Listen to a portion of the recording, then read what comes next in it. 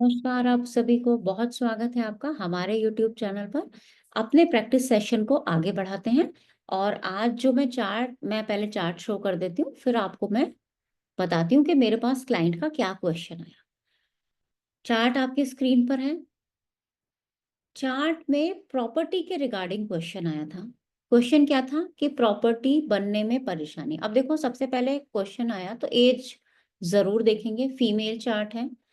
6 जून 1975, 23:10 यानी रात के 11:10, भुवनेश्वर उड़ीसा। ठीक है, ये हमारे क्लाइंट का चार्ट है। प्रॉपर्टी में इशू। इशू का क्या मतलब है? बहुत सारे इश्यूज हो सकते हैं प्रॉपर्टी में। या तो कोई वाद विवाद में प्रॉपर्टी है, या प्रॉपर्टी बन ही नहीं पा रही है, ऐसा भी हो सकता है। और बनेगी कैसी प्रॉपर्टी होगी और कब प्रॉपर्टी होगी, इतने सारे क्वेश्चंस थे मेरे पास। तो चार्ट हम समझ लेते हैं। जहां तक प्रॉपर्टी का क्वेश्चन आता है, क्योंकि प्रॉपर्टी बनने का क्वेश्चन आया है, यहाँ प्रॉपर्टी रिनोवेशन का क्वेश्चन नहीं आया है। रिनोवेशन का आता तो मेरे लिए प्लैनेट दूसरे हो जाते। पिता की प्रॉपर्टी का रिनोवेशन आता, भाव भी चेंज हो जाता। पैतृक संपत्ति का रिनोवेशन आता, या उस पे ही कुछ और कंस्ट्रक्ट कराने का क्वेश्चन आता, भाव प्लैनेट सब अलग हो जाते। छोटे भाई के साथ, बड़े भाई के साथ, वाद विवाद, कोर्ट केस, सब में प्लैनेट और भाव अलग हो जाएंगे।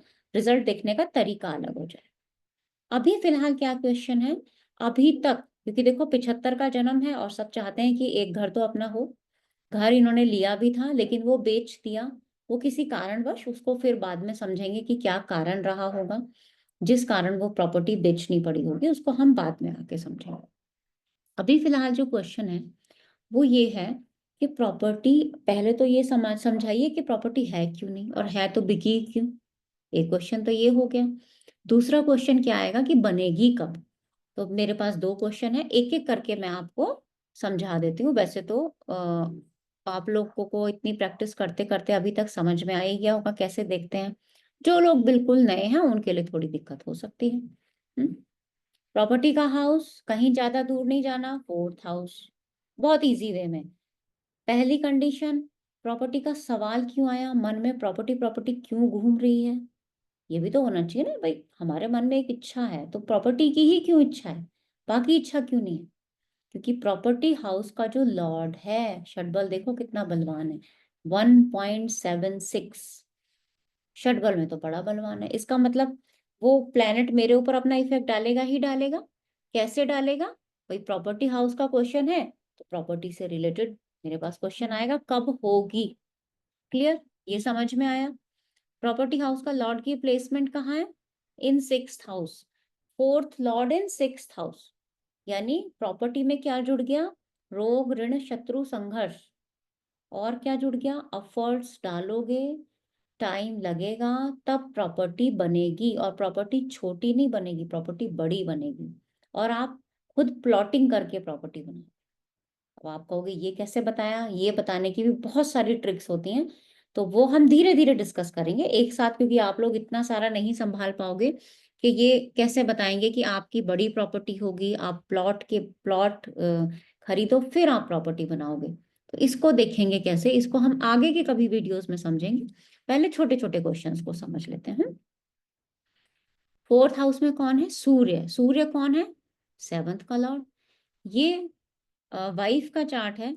ये हस्बैंड है, चाहते हैं कि प्रॉपर्टी बन जाए। क्यों? बैठे कहाँ है? फोर्थ हाउस में। साथ में कौन बैठा है? बुध। बुध क्या है? इंसान किसके लिए प्रॉपर्टी बनाता है? भाई बच्चों के काम आ जाएगी आगे। तो साथ में बच्चे भी हैं, उनका एक कंसर्न भी हमारे दिमाग में रहेगा कि बच्चों के नाम प्रॉपर्टी हो जाए। बुध एट्थ हाउस का प्रभाव भी रखता है, इसीलिए बनी बिकी पहले एक बार, है ना। और बिकी कब?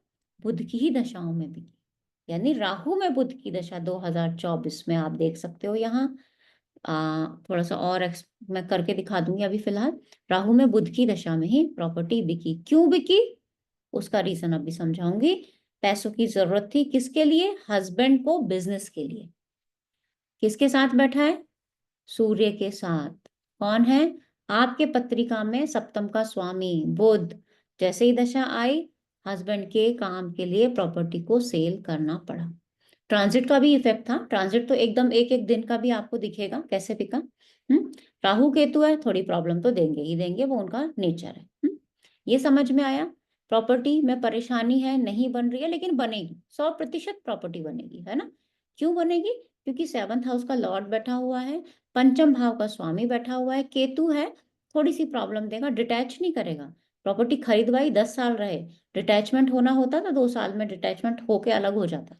10 साल रहे, इसका मतलब आप रहे उस घर में, है ना। तो डिटैचमेंट वाली बात हम यहाँ पे नहीं करेंगे। प्रॉपर्टी बनेगी, कब बनेगी? वो आएगा ट्रांजिट में। हम भाव सिद्धि देखते हैं, है ना। भाव सिद्धि के 5 से 6 या 7 नियम हैं, जिसमें हम देखते हैं कि विवाह कब होगा, किस महीने में होगा। पहले हम साल निकालते हैं, फिर 6 महीना निकालते हैं, फिर 2 महीना निकालते हैं, फिर चंद्रमा से एक दिन का प्रिडिक्शन करते हैं। तो ऐसे हमारा एक सीक्वेंस चलता है ना।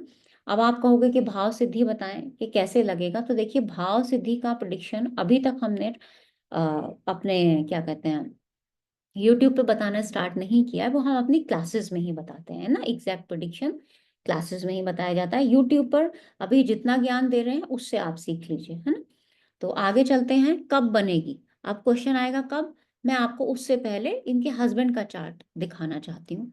हस्बैंड का चार्ट मेरे पास नहीं है। अब आप कहोगे अभी तो आपने कहा दिखाना चाहते हो, फिर आप कह रहे हो कि चार्ट ही नहीं है। गुरु से 7th को लग्न बना दो, ये हो गया हस्बैंड का चार्ट। ठीक है, ये हस्बैंड का चार्ट हुआ। अब यहां से प्रॉपर्टी समझ लेते हैं, प्रॉब्लम क्यों आ रही है। ये प्रॉपर्टी कहाँ है? 7th में। वहां पे प्रॉपर्टी कहाँ थी? वाइफ का चार्ट था, 7th लॉर्ड 4th में, दोनों एक दूसरे के सुख में। देखोगे आप कनेक्शन कितना अच्छा है। मंगल यहाँ भी 8th का प्रभाव लेके बैठा है, वहां भी बुध 4th में उनके में 8th का प्रभाव भी लेके बैठा था। मैंने ये नहीं कहा 8th का ही, वो 5th का भी लॉर्ड था।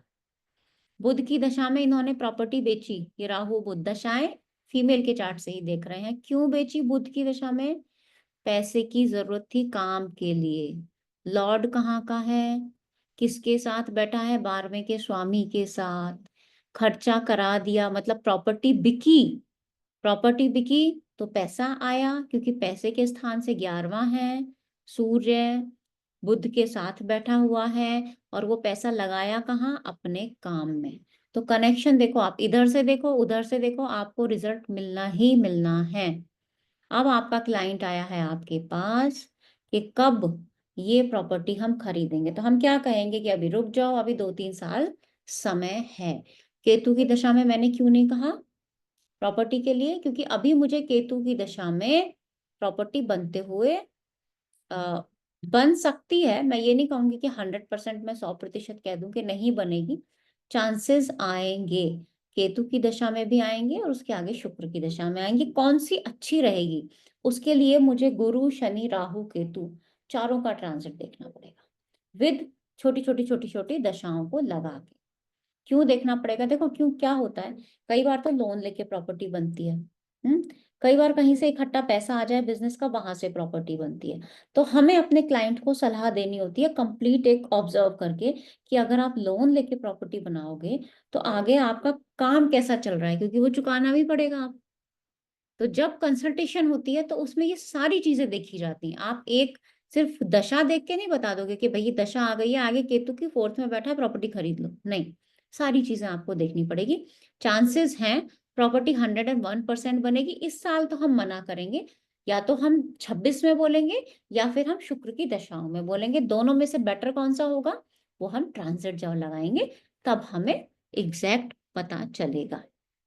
ठीक है, तो छोटे छोटे पॉइंट्स लाऊंगी ताकि आप छोटे छोटे पॉइंट से घुमा फिरा के आप लोग अपना चार्ट भी देखो, उसको समझो, और रिजल्ट निकालो। छोटा छोटा रिजल्ट निकालो, सारा रिजल्ट एक दिन में बताना संभव नहीं है।